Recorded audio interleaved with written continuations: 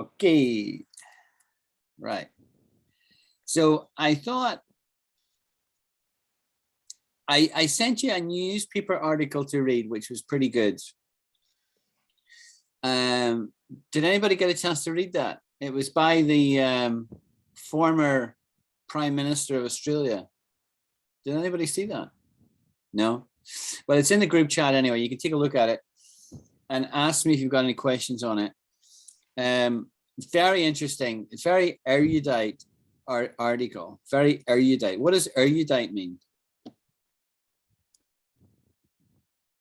Anyone?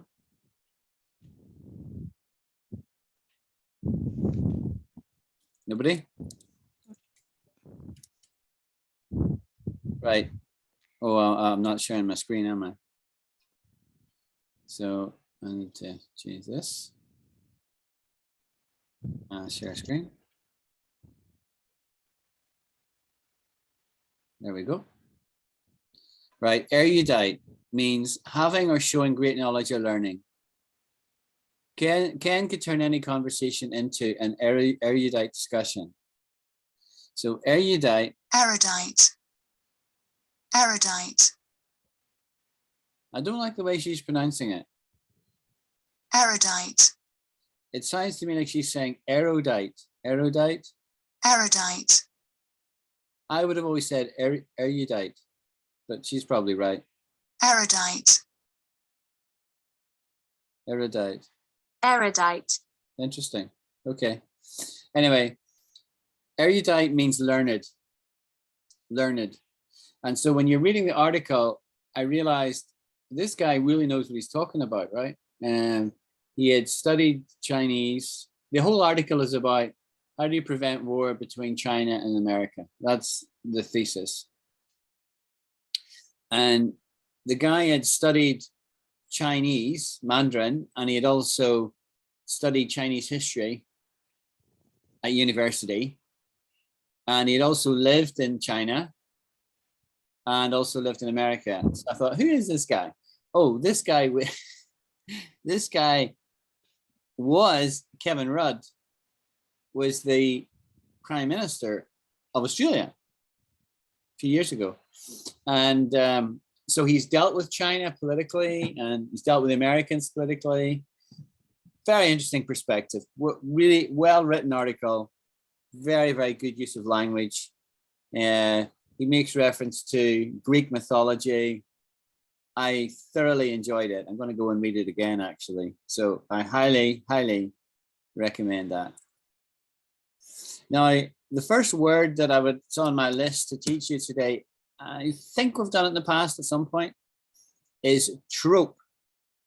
But it's not super common, and the man in the street will not know what a trope is. Does anybody know what trope means? No. So a trope, you're gonna say, Elham, what it is? Do you know? No. I heard it something like TROOP. Troop. Troop. No, troop is no. Troop. So you could have a troop of horses. That's a different word entirely, right? Or a troop of soldiers, right? Yep.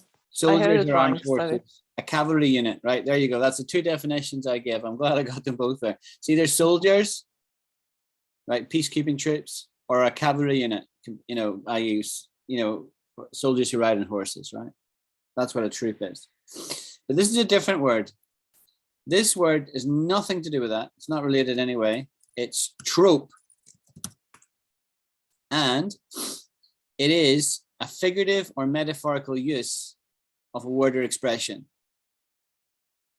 Both clothes and illness became tropes for new attitudes towards self, right? Tropes. So the idea is figurative and metaphorical use. A significant recurrent theme, a motif. She uses the Eucharist as a pictorial trope. So it comes from Greek. Tropos, turn, way, trope. Okay, so I'll show you an article that I read recently that has it in it. If I go to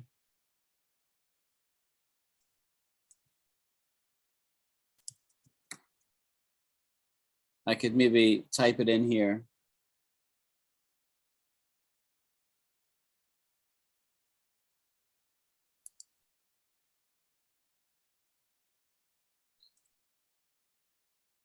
So let's look at this article. And while Nolan, this is the guy who made Batman, right, the movie director, Christopher Nolan, has proved form when it comes to the Second World War with 2017's Dunkirk, that's the movie Dunkirk, grossing more than $500 million off a budget of $150 million. That movie tapped into the kind of conventional heroic tropes which viewers love. An underdog triumph, a ragtag force finding their own courage, individual acts of bravery, and a course of overarching narrative of good seeing off Nazi evil. Tell you that for free. Now, so here's the point, right? He tapped into the kind of conventional heroic tropes which viewers love, and then he gives examples. An underdog triumph, a ragtag of forces. So that's a very good use of the word. And I think we've covered the meaning. Does that make sense? It's where you, For me, not really. No? I don't get it. No. Okay. So let's look at synonyms for trope, right? You'll recognize some of these other words, right?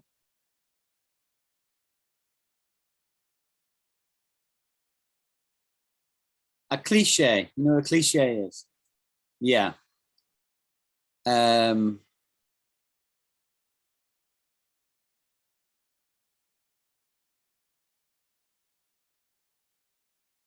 Let's look at dictionary.com. It's quite good at giving you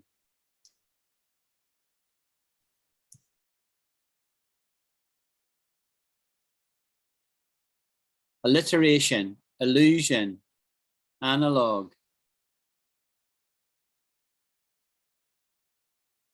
and imagery. Those are all words that mean the same kind of thing. So when you're saying one thing, but you're meaning something else, and you're using words as pictures. Yeah, you're painting a picture with words. And so the heroic character is like a trope.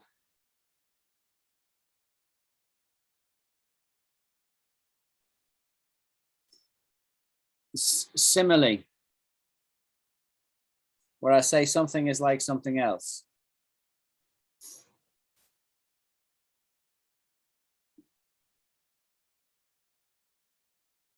You know, if I spoke about a heroine, the heroine of the movie,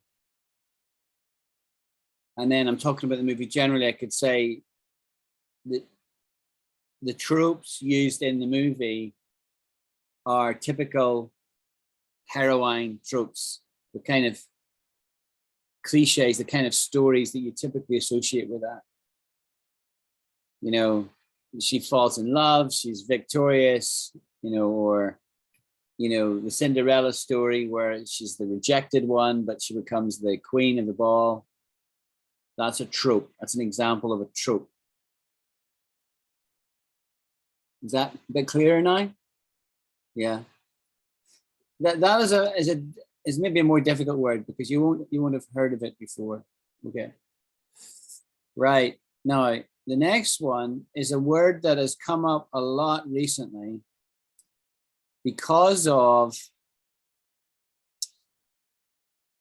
I don't even know what will be in here.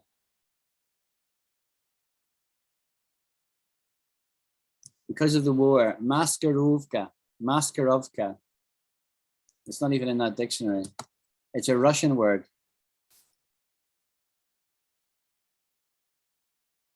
It's in the Collins dictionary, right? Maskirovka. the use by Russia or the former Soviet using of military deception intended to confuse Western intelligence. So think of it like mask. When you put a mask on, you know, you're trying to deceive. And so that art of deception is actually a military doctrine in Russia, where you can't trust anything they say. You know, it doesn't matter what they say, you don't trust it, right? Because they don't place value on truth. And so the term for that, I didn't know this until recently. This is a word I learned recently because I read about it in the paper, is maskirovka. Boris Johnson used it, and I said, what was that word he just used? And I had to go and look it up. Maskirovka. Right? Now here's a word you may know. You know, solidarity. Does anyone know what that means? Yeah.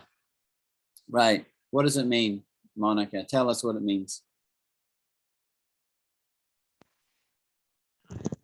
Something like it. Well, it's there. I'm reading it. Yeah, people helping each other because yes, they are in need. Exactly. And you feel some empathy. Exactly. Well done. That's good. Somebody's. Yeah. So Elham didn't interrupt me there, but she, just going back to previous example, she said, "Love at first sight is an overused romantic trope." That's a good example, Elham. Well done. I didn't see the message come up, and sometimes when somebody drops a message in the chat, it doesn't. My sometimes ignore it. Doesn't really get caught. That's right. So solidarity is that if a group of people show solidarity, they show support for each other, especially in political international affairs. Yeah. Solidarity. So it's a good word, right? This is the thing I always associate it with. It was a guy called Lech Walesa. He was a Polish guy. And it was they wanted to create a trade union. I think it was maybe a shipyard worker. And their party was called Solidarity. I remember that. I was pretty young at the time, but it was on the news a lot. And what do you call a person that I don't know, exhibits solidarity? Yes. couldn't think of the verb. What do you call it? Because in Spanish we say solidario. Oh, really? I've never heard of that. Ah, yes, it's very common. Oh, that is very interesting. Oh, we don't have a word for that in English. Ah. Yeah. So let's look that up in Google Translate, right? So Google Translate, and we'll type it in solidario, like that. Yeah. Solidary. What? Solidary. Solidary? Is that a word? You've never heard. I've never heard that word. Characterized by solidarity. Very cool. Solidary. Oh, he pronounces it slightly different. Listen how he pronounces it. Solidary. Solidary. Solidary. Right. In my entire life, I've never heard that word, or I've never read that word. Right. So that's not a common word. You can always learn something new from your own language. Absolutely. Yeah.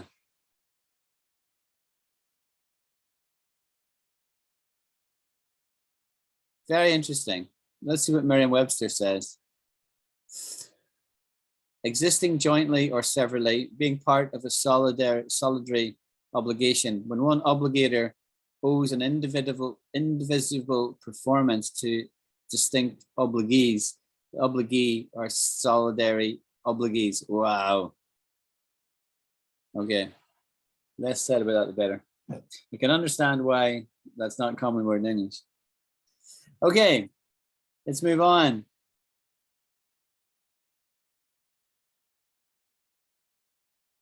Yeah, I think I maybe touched on this on the group chat. I don't know if I did otherwise. What do I mean when I say that car is a total lemon?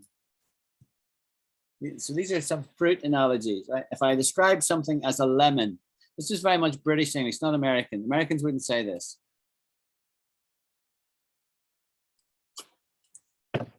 What does that mean? Anyone? Okay, if I describe something. It's difficult to be driven. Not quite. Not quite. You're sort of getting warm. Total lemon means it's rubbish, right?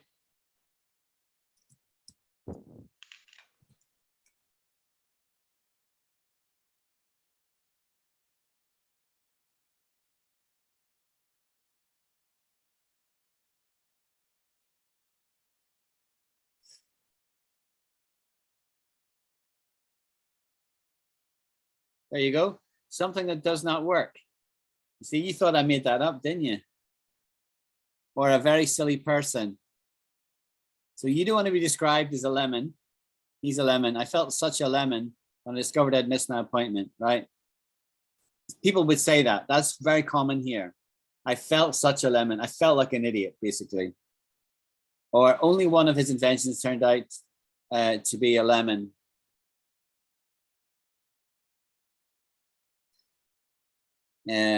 Sorry, I mean, people are asking me for where is the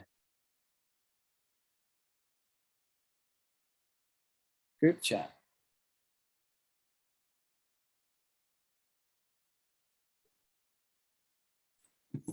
All right, so that's a good one to know, right? If you said that to a British person, like they would think you're totally cool, that you knew to do that, right? Right, keeping the fruit analogy then going, if I said something was a case of apples and oranges, would you know what I meant?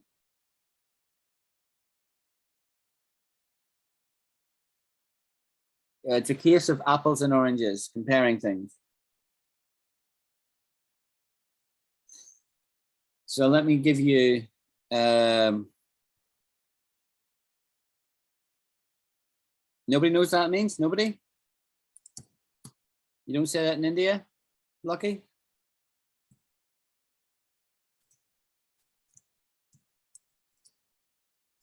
Okay. First of all, go ahead.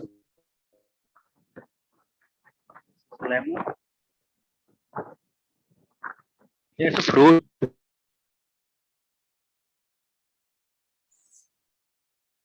This has got nothing to do with apples and oranges. That's the first thing. Used to say that two things are completely different and it's not sensible to compare them, right? So if two things are very different in nature, so how does that new electric car you've got, Alan, compare to your old petrol one? I might say it's a case of apples and oranges. You can't compare them. They're totally different. Whereas if you ask me to compare a petrol car to a diesel car, I might say, well, the petrol is quieter, but the diesel is more economical. However, the price of diesel these days, because of the war, means that that makes no difference, right? So I wish I had a petrol car, but I've got a diesel car. But if you ask me, well, what do you think about these electric cars? How do you compare electric cars to a diesel car? I would say, oh, it's apples and oranges. It's apples and oranges. You can't compare them, right? I can compare an apple with an apple or an orange with an orange, but I can't compare an apple and an orange because they're so different in nature, right? It's like comparing a fish and a bird. You can't compare them, right? And so how we say that, the trope that we use is, we say, it is a case of apples and oranges.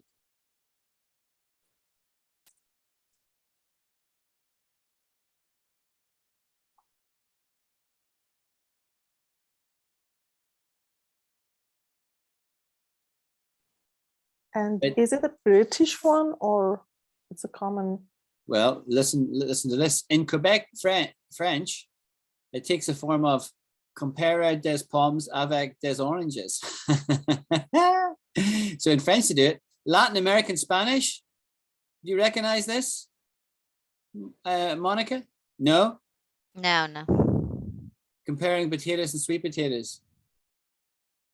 So maybe this is Colombian. All varieties of Spanish say compare peras de manzanas. Recognize that? Pears and apples? No? No. Well, you need to go in and edit this Wikipedia article and say, in Argentine, we don't say that. But it occurs in all these different languages. In the Spanish-speaking world, the common idiom is sumar peras con manzanas.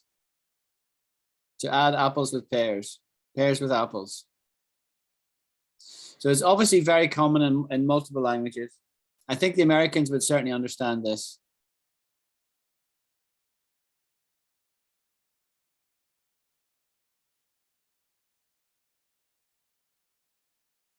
Okay, does that answer your question, Ilham? Yeah, thank you. So we've dealt with lemons and apples and oranges, and now I'm going to say top banana. I like this one. What does top banana mean? I'm going to assume you don't know this one, right? Top banana means the most important person in an organization. So in my bank, the top banana is a lady called Alison. She is the chief executive.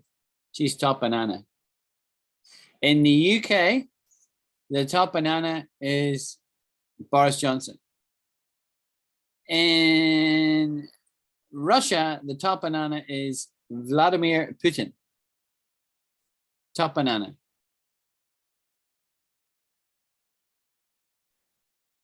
Okay, we all learned something new there. It sounds old. Is it currently in use? Yeah, absolutely. Top banana. Absolutely. And going banana, what did it mean? When you go banana or something like that? Yeah, go bananas. Yeah, go crazy. That means go crazy. And to go crazy, but that's old, isn't it? I don't know.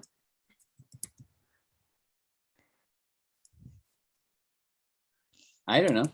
People still say that. No, I went totally bananas. Crazy, to become very excited or angry. To become very excited or angry. The crowd went bananas when the concert began. Totally bananas, right? This is very common still. It's certainly not archaic in any kind of old-fashioned way. It's not. Okay, so top banana, kingpin. That's another way of saying that, the kingpin.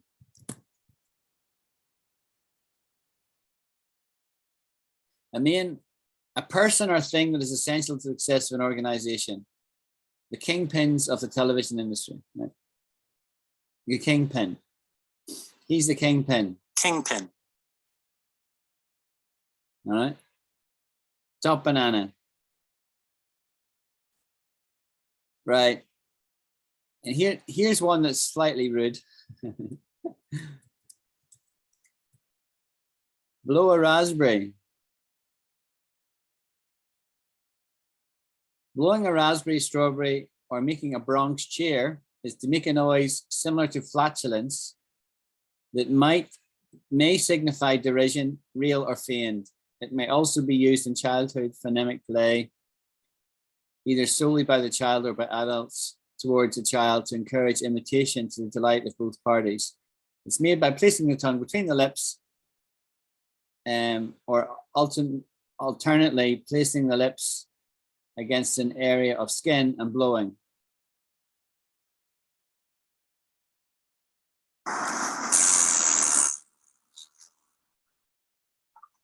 Right, so that is what blowing a raspberry is. And so people blow a raspberry typically, if you're not like just doing it with a child for a bit of fun,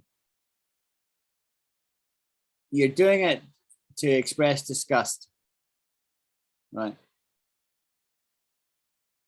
It's not a very erudite behavior, right? And I'm only really including it. I'm not really encouraging it. It's quite puerile. What does it mean if something is puerile?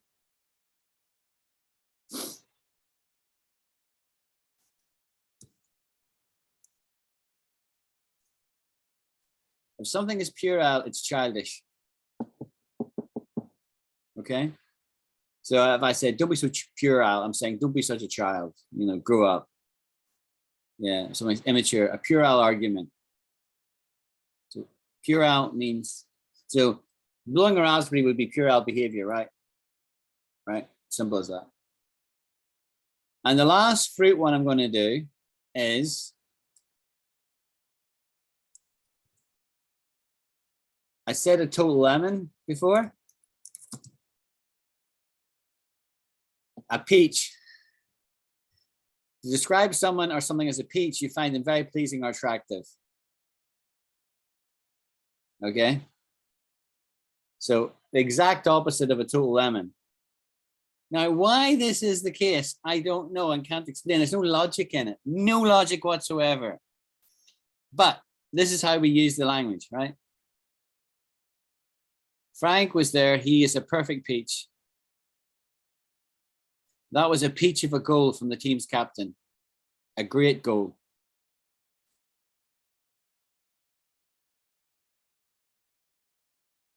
So it's a tree. It's a soft, juicy fruit. It can be a color, a peach dress. And here's the use that I'm wanting you to understand. Informally, it's a person or thing that is especially pleasing. What's she like? She's an absolute peach. If I describe either of the two ladies on the call as a peach, it's a very high compliment. But it goes for men and women, for both. A guy would call a woman a peach. But not the other way. A woman could call a guy a peach because that was an example there, right? She described Frank as a peach. He's nice. He's a peach. If you describe me as a peach, I'll take it as a compliment.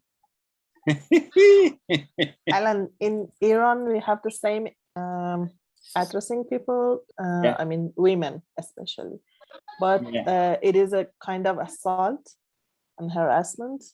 It's addressing they being a woman in a bad way. Oh, really? Okay. Yeah. Hi, Navia. Is that you, Navia, joining there? Yeah. Hi there. Yes, sir. Hello. Is my voice is audible, sir? Yeah. Yeah. Yeah. If the background gets noisy where you are, you can just go on mute and then unmute to speak, all right? If it gets noisy. Oh, yeah. Are you getting a noise? Do you want me to unmute the mic? No. I'm just saying if it gets noisy, because I heard some baby noises there. So Yeah, fine. if it gets noisy, just go on mute. That's it. And then unmute to speak. Right. Getting back to Elham's point, you're saying it is a form of harassment, were you saying? Yeah. If you say we say the exact sentence to a woman as a man, yeah, you people say that, and it is totally offensive. To say you're a peach. Yeah, it's like being sexy, and you know, it's addressing the physical posture and things like that. Yeah. But what if you know the person though? No, still. It's still the same, yeah? Yeah. A very bad addressing people. Interesting. Okay. Yeah. Well, that must be a difference in culture, right? Exactly. Yeah. So in the UK, if you don't know a woman at all, so I'll tell you what the rule is, right? The rule is you never compliment a woman on her appearance, right? Ever. But you are allowed to compliment her clothes. That's a beautiful dress you've got. Right? But you wouldn't say it suits you very well. You could say that. That's fine. Yeah, You can say. yeah, you can say Uh-huh. that's fine. I really Uh-huh. like your dress, Monica. That is a really attractive dress. It's very nice. So the rule is you can comment on what is man-made, not what is God-made, right? That's the way to think about it. So you don't compliment her face, you don't compliment her backside or her legs or anything like that, right?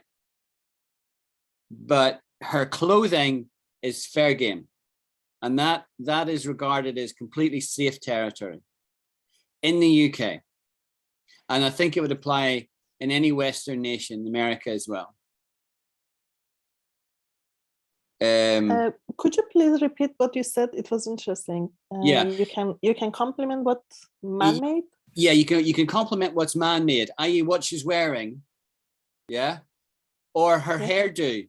I love your hairdo. That's really, really nice, right? Because it's man-made, right? You got your hair done. You've got curls in it, or you've got a color in your hair, right? Because women change the color of their hair, right? And it's nice, right? I really like your hairdo. That's really nice. It's man-made, right? Or I really like your dress. I really like your jacket. Yeah, I like your handbag. That's a nice handbag. I like your shoes. Women love shoes here, right? They go nuts about shoes and collect shoes, right? Very, very, a woman loves to be complimented on her appearance, and that's fair game.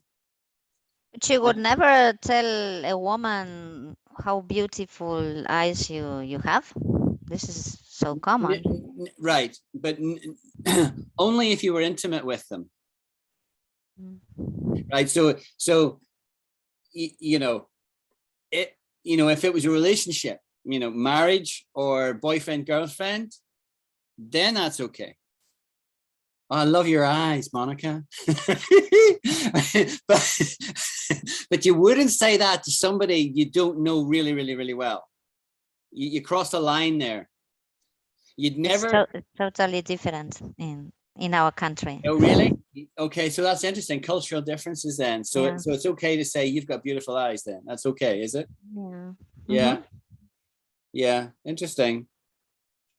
Yeah, so it's definitely dodgy territory here in this country. And in general, women don't like it unless you know the person. If you know the person, it's okay, but you have to be quite close to them to compliment them on anything beyond their clothes. But if you compliment a woman on her hair or her clothes, her jacket, her shoes, that's fine here. But you don't comment on your complexion. You've got lovely complexion, right? Because that is seen as, like, even you can think it, but to say it is making an approach, which may be wanted, maybe not wanted. And if you don't know, you're best not doing it. Okay. So to get back to Elham's question, yes. So the way to think about it is compliment what God has made. Don't compliment what God has made, but compliment what's man-made. Thank you. All right, that's a But for example, it would be bad to say to a woman, "You look slimmer." So that's kind of okay. That's kind of okay because that's a compliment. It's sort of safe. You need to be. It is slightly dangerous because then you're saying, "Oh, you mean I was fat last week?" Well, yeah. All right. So it depends on the relationship, right? If it's somebody you can get away with more. And also, you have to be a judge if that person would be accepting of that or not. Like some women are particularly sensitive and they don't want any comments at all, right? None.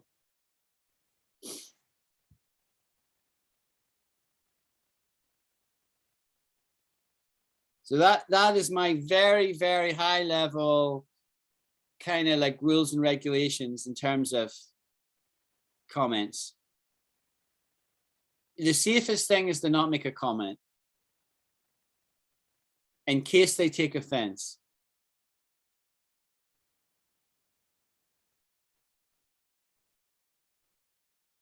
Yeah. Okay. Sorry, I can you repeat that? Yeah. My mind. Sure. The safest thing is to not compliment somebody, Okay. because then they won't take any offense because you didn't say anything. But if a woman had say, you know her, you know the person, right? You do know them. And you come into the office and they have got this new hairdo, right? And you don't compliment it. Now that's bad, right? Because didn't you notice? Didn't you notice my new hairdo? You know, don't you like it? You know, so you have to judge, right? Some women want you to comment and some women don't, right? And so if you compliment them and they say, thank you very much, thank you, oh, thank you, then that's okay. But if they sort of look at you and stare at you like, how dare you speak about me, my appearance, then you know, okay, that woman doesn't like being complimented, don't do it again. So it's all about getting to know the individual characters and stuff like that. And these are very broad brush rules for UK society.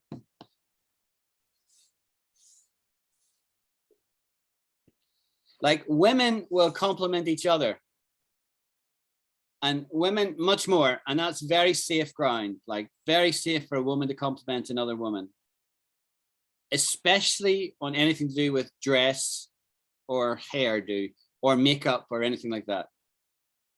That's very, very, very common and very safe. When it gets to a man complimenting a woman,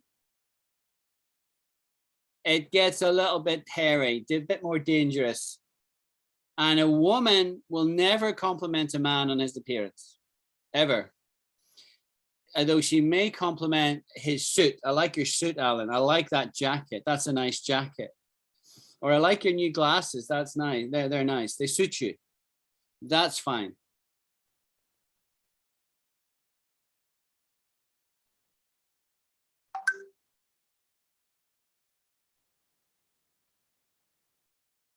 Okay. Can we move away from this dangerous topic so I don't get into trouble? Okay.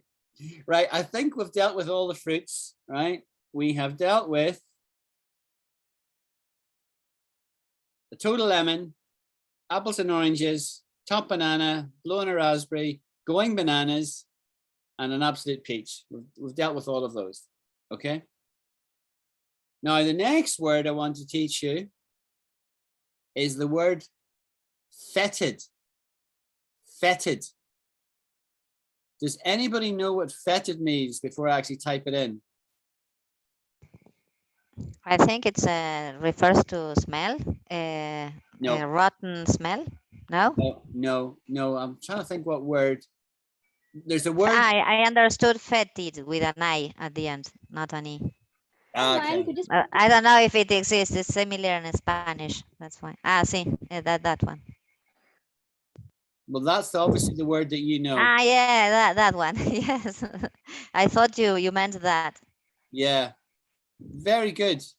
A fetid river. A fetid stench of vomit. Gross, eh? Sir, if you don't mind, could you spell it? I have spelled it on the screen. Can you see? Oh, no, I could not see here. Yeah. So fetid, yeah. Fetid. Fetid.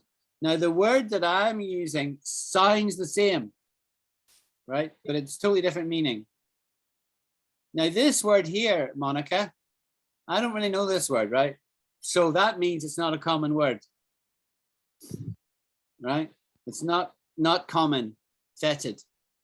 Here in Spanish we say fetido. Yeah, fetid. Interesting. So the word I wanted to teach you is this word, fetid. Sounds the same. What does it mean, sir? Well, give me a chance. I will explain it.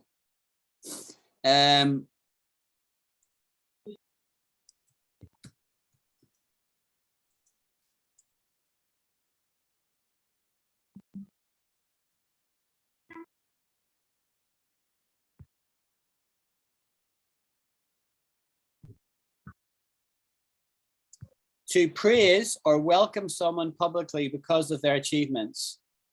She was feted by audiences both in her own country and abroad. See that? So feted is public praise. You know, she was feted for her intelligence, or she was feted for her glamorous good looks, or she was feted for her wisdom. Right? There's different reasons why. So here's an example I want to give you, right? If I go to Google Translate,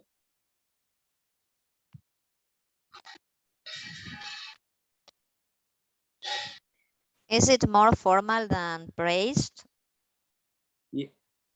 So I could praise you, right?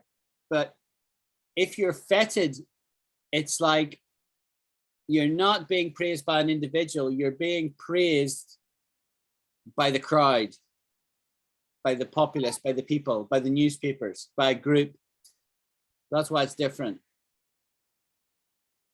So here's an example, but the reviews were usually poor for a director who's usually feted by the critics. Right? So this is something I read the other day, right? And I came across the word and I thought, my team will not know this word. So that's why I copied it out, right? But this is a very typical use of the word. The reviews were, let's say this is a movie, right? The reviews were unusually poor for a director who is usually feted by the critics. Meaning this director, normally everyone sings his praises, right? He does great jobs, great movies. But this one was a total lemon. And he was not feted by the critics. He was criticized. See?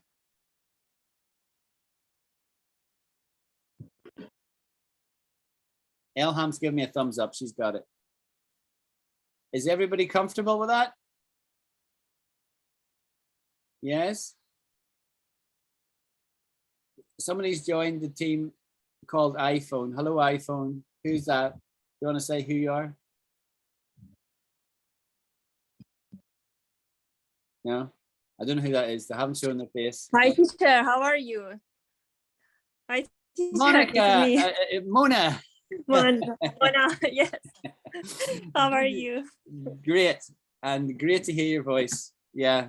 You need to change your Thank you. name away from iPhone to Monica or Mona so that I know who it is. It's Yeah. that iPhone. So Yes. Yeah. I changed my phone because of that. okay then. Yes. Good to hear you. Okay, so that's Thank Fetted. you. Is everybody comfortable with Fetted? Yes? Navia, are you comfortable with that, my dear? Yes, sir. I got Yes. it. Yeah, good. And what if we want to describe ourselves with the word? But suppose if I want to describe myself with the word, how can I do that? You would Is there never any other describe example? you would never describe yourself as Fetted, right? But you could write it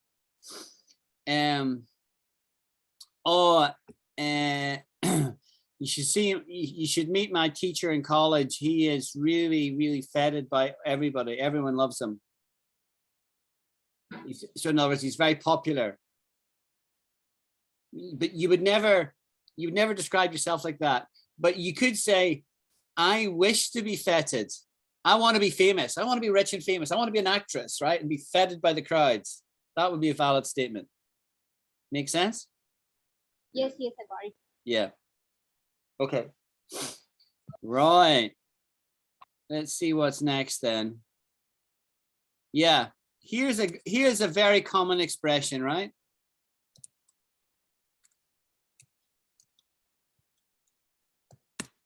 disappeared into thin air. You heard that? Yeah, money usually happens to disappear. Indeed. Whenever Money you get your salary, it disappears into thin air. exactly. Perfect example, right? It just evaporates, right? Just disappears. Where did that all go? It's hard to see it, isn't it? Yeah. So disappeared into thin air. That is a very common expression. Disappeared into thin air, thin air, thin air. Right? Okay. Everybody okay with that? I'll move on.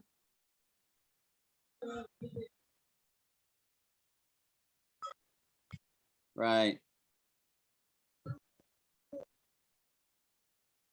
Okay, what does it mean if I say, I want you to be warm? What does that mean? What does it mean to be warm? I'll give you a clue. It's not a statement about degrees Celsius or Fahrenheit. I want someone to care about me. Yes, well done, Navia. I want somebody to care. How- It's not just care though. It's about being friendly, really. Being friendly. Yeah. I like my teacher because he's warm. Yeah. Not cold. The opposite is cold. If somebody is cold, they're very like no emotion. Yeah. Cold. Some people are naturally warm, right? And other people are sort of cold, you know, cold fish. Describe them as a cold fish. Yeah. Okay. Be warm. Cold fish? You said cold A fish? cold fish, yeah. So the opposite of being warm is to be cold. And an example of that was to be described as he's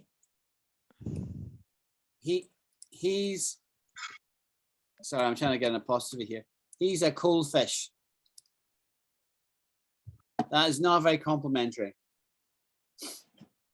Right, saying no emotion.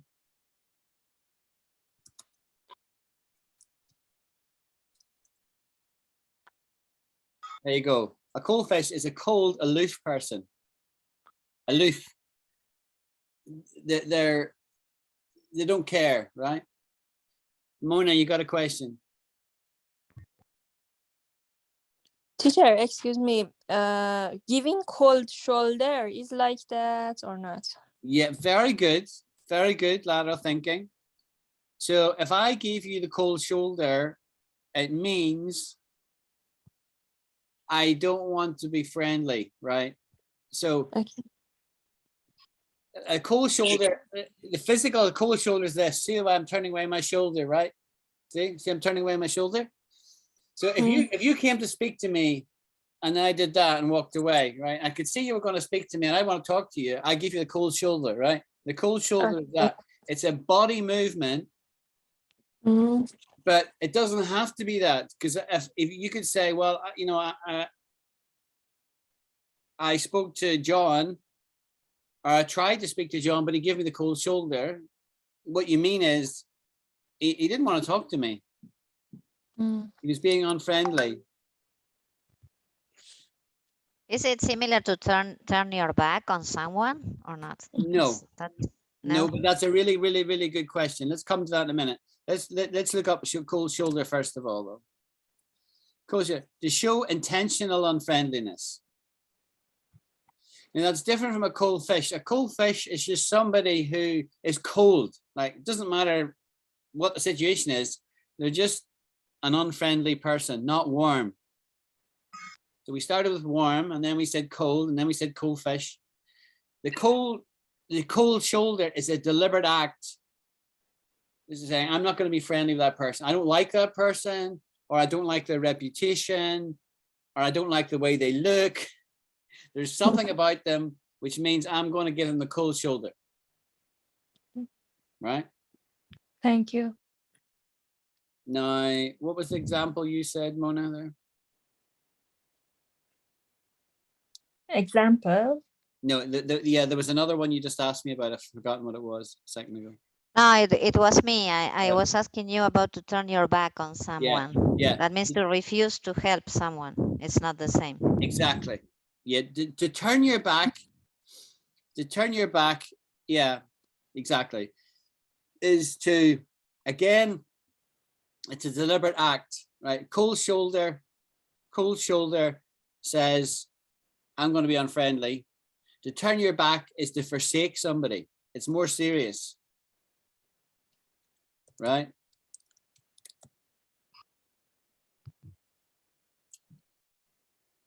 Well, according to this, it's a bit similar. To me, it's more serious. Reject or abandon. Yeah, that's more like what it means. A person or thing was previously involved with. She turned her back on her career to devote her life to animals. A good example, right?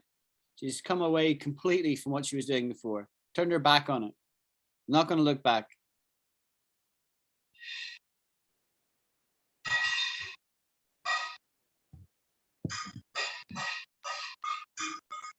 Okay.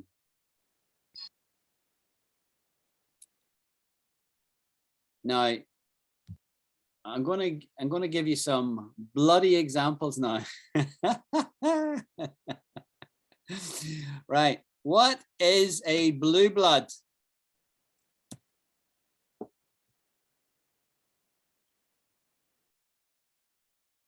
This is a British expression.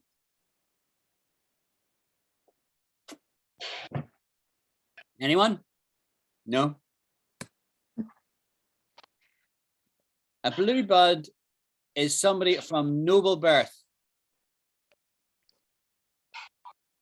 Blue blood is no guarantee of any particular merit, competence, or expertise. A person of noble birth. So like royalty, right? That would be described as a blue blood, or somebody from aristocracy. Somebody from a really moneyed background would be described as a blue blood. A blue blood. So if Okay. you don't mind, repeat it again. I did not understand that. You don't understand it? Yeah, I did not understand it. So if you could remind it, repeat it. Let's look at an example.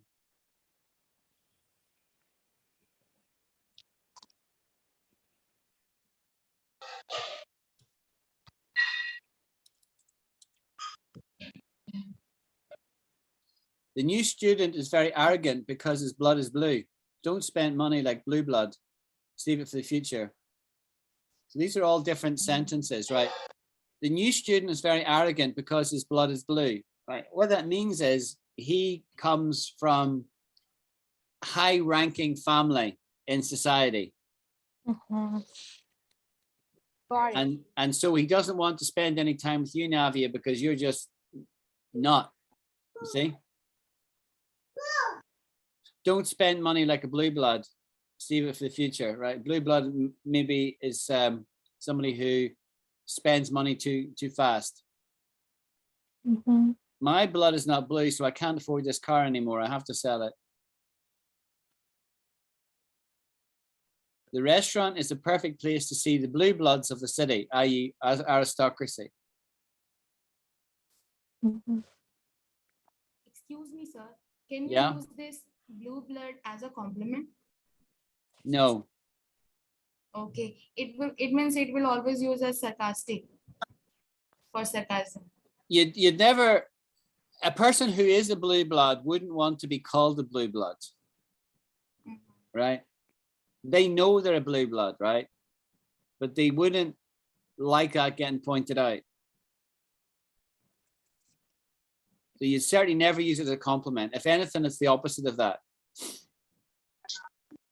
It's like saying somebody's privileged, right? If I described you as privileged, that would not go down very well, right?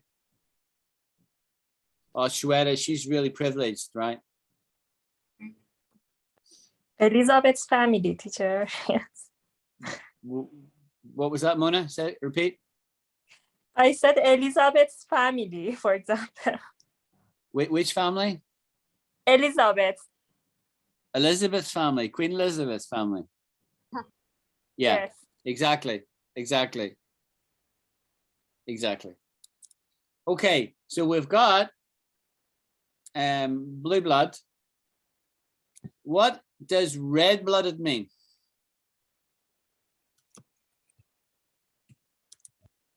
Angry. No, but Maybe they doesn't have a money, of course. no.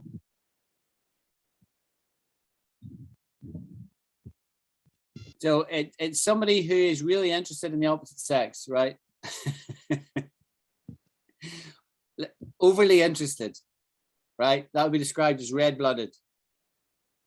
Red-blooded.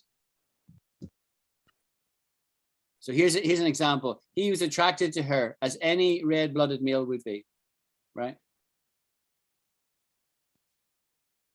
So it's not impolite, right? It's not impolite, but it basically says if a guy it'd be used of guys more than with girls. It could be used of a girl though. It tends to not be. It tends to be used of men though, I would say, in most situations. Who's kind of like always going after the opposite sex, yeah. So, right, so we've done blue blood and we've done red-blooded. Sorry, and angry is it cold-blooded? There is something similar that cold- means yeah. angry. Yeah, so there's a cold-blooded murder. Cold-blooded. Ah, okay. Yeah, cold-blooded murder means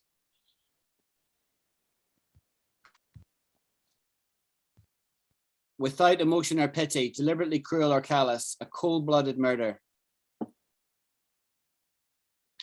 Cold-blooded. So good shout out, Monica. You could describe Putin as cold-blooded, right? He doesn't care what people think. If you don't care about somebody's feelings, what are you? What is the technical term for somebody who doesn't care about somebody else's feelings? Begins with S. No? Sociopath. A person or with a personality disorder manifesting themselves as extreme antisocial attitudes and behavior. Right? And the other word that's similar that begins with P, S, is psychopath.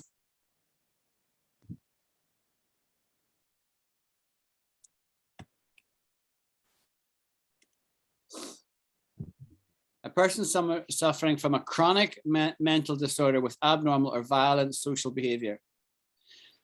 So people who like are murderers, for example, right? They would be described as psychopaths.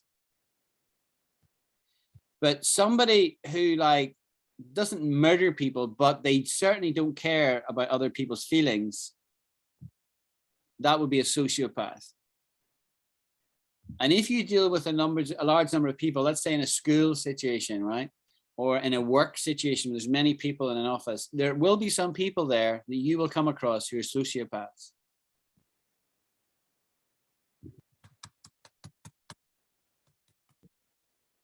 Okay. Now, getting back to the blood theme, the one last one I wanted to say was thin-blooded. What does it mean to be thin-blooded? Anyone? A coward? No. Good guess, though. Cheap. What was that? I said cheap. Cheap? No. No. No. No. It's giving me a medical definition. I don't want that.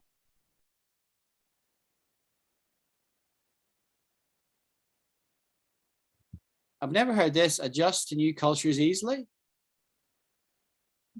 Never heard that definition before.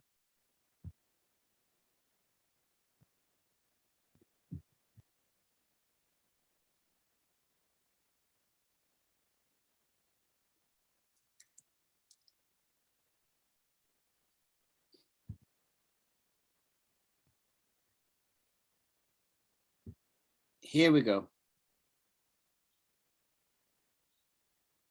Thin-blooded is often used to describe someone lacking robustness and passion, someone restrained and dispassionate, lacking vitality, energy, or courage. Right, so basically it's used to describe someone who is lacking robustness, i.e. not strong physically. That's how it's used.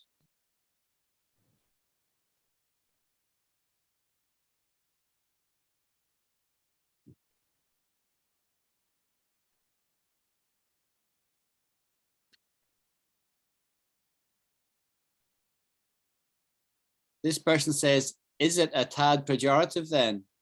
Not really. If it's not meant in the sense of someone who's accustomed to warmer climates. So for example, Navia lives in a very hot country. If she came to Scotland, she would really feel the cold, right? And we would describe her as thin-blooded because she's used to a hot climate. So it's not really a pejorative. It's not a criticism. It's just an observation. So someone who's thick-blooded is somebody who is used to colder temperatures. So it's very much a physical thing, right? So, oh, so-and-so, she's thin-blooded. She's always complaining about it being cold. So in Britain, right, it's not warm very much, right? It's cold most of the time. And people complain about the cold, especially women. Right? Especially women. And if they complain about the cold a lot, we say they are thin-blooded. Or people say it about themselves. Oh, I'm very thin-blooded. I need to have 3 layers on. Thin-blooded means you feel the cold.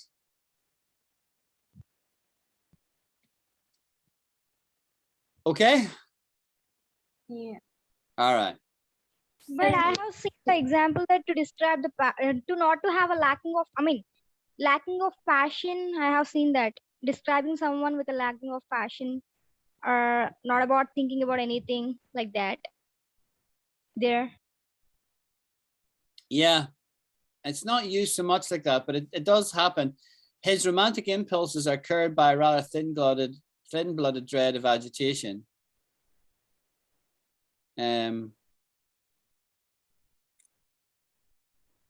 So can you point out some people like that? He's such a kind of a thin-blooded person because he doesn't have a passion on anything. Is this the right way, sir? Yeah. Can you describe a person like this? Well, this example here, right, what I looked up earlier, describes someone who's lacking robustness and passion, right? Someone restrained and dispassionate, lacking vitality, energy, and courage. So here, it's not just talking about physical things, it's talking about emotional things.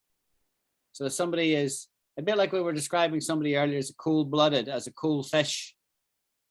I think that's what thin-blooded means here.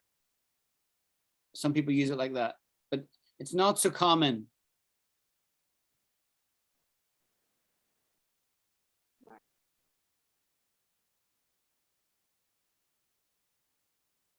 And because it's not so common, I can use them both examples. I don't want to give you an example because I don't want you using it because it's not common. You know, I want you to know what people really say. And here, when we say somebody is thin-blooded, we mean they feel the cold. That's what we mean, always.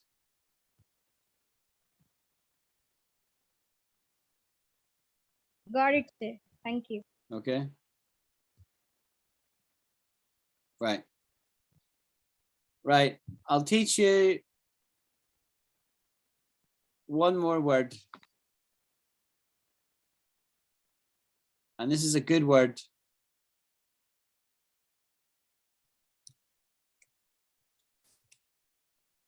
Ignominious.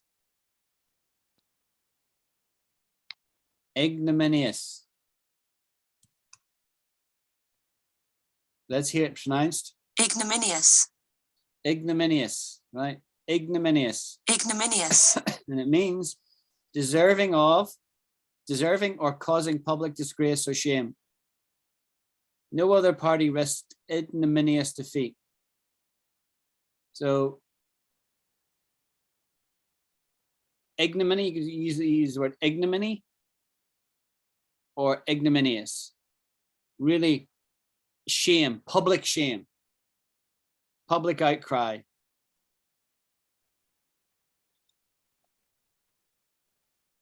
Does anybody know this word? Have anybody heard this word before? So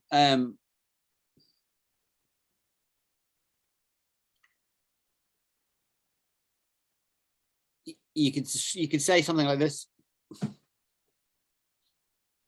Oh, the guy resigned because he couldn't cope with the ignominy and the shame. I would hate to fail my exams because I couldn't cope with the ignominy and the shame. Right? So the shame is I'm ashamed, I'm embarrassed. And ignominy is the same thing, but like the public, the public shame. So I'm ignominious to talk in the public. Ignominious is what you'd feel when your shame was made public. So For can you say this example? example? Let's look up some examples. Degrading, humiliating, characterized by bringing on ignominy, shameful, dishonorable, disgraceful, contemptible, despicable, characterized by or deserving shame or grace. The definition of ignominious is something that is contemptible or degrading, or that makes you deserving of public shame. This is the key thing. It's public shame. Right. So I might have done really bad in my exams and I'm ashamed, but nobody knows I did badly. I didn't share it with anybody. But if my exam results were published in the newspaper or on the college campus board and everybody got to see it, I might be really, I might feel really ignominious about that because it's not a public shame.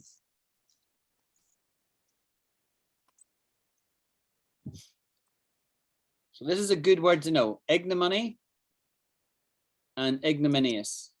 Ignominious. Everybody comfortable with that? Yes. Okay. Well, we'll end it there. I think we've been going about an hour and a little bit. So nice to see everyone. Thank you, teacher. I will share I'll share the recording as usual. So if anybody missed the first 10 minutes, Mona, they can catch up. You see, I shamed her there slightly. But I can do that because we are familiar, because Mona has been in the class for a whole year and is one of the most faithful and diligent students. Thank you, teacher. And I appreciate you. Right. Thank you very much. Okay, have a nice evening or rest of the day if you're in Argentina. I realize it's quite early there. Yeah. All right. It's earlier now because last week you changed the timetable. Yeah, so it wasn't me that changed it. It was yeah. It's our clocks changed. Yeah. So we're now on what's called British summertime. So our clocks in the spring go forward. We say they spring forward, and in the fall we say they fall back. Spring forward and they fall back. Same as the Americans do it as well, but they don't change the same weekend as us. They call it daylight savings time. Now, if anyone has any questions, please get involved in the group chat, right? Just ask me questions there and we'll keep the chat going between classes, right? Okay. And Okay, I do have another class on Sunday, all being well, 8 a.m. UK time.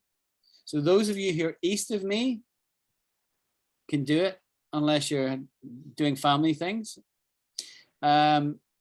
and it won't suit you, Monica. I know that. But it's really designed for those that are east, very far east, like China or Indonesia or Burma. Okay, thank you. All right, everyone. Have a nice Bye day. now. Bye-bye. Thank you. Bye. Bye. Bye. Thank Bye. you, sir.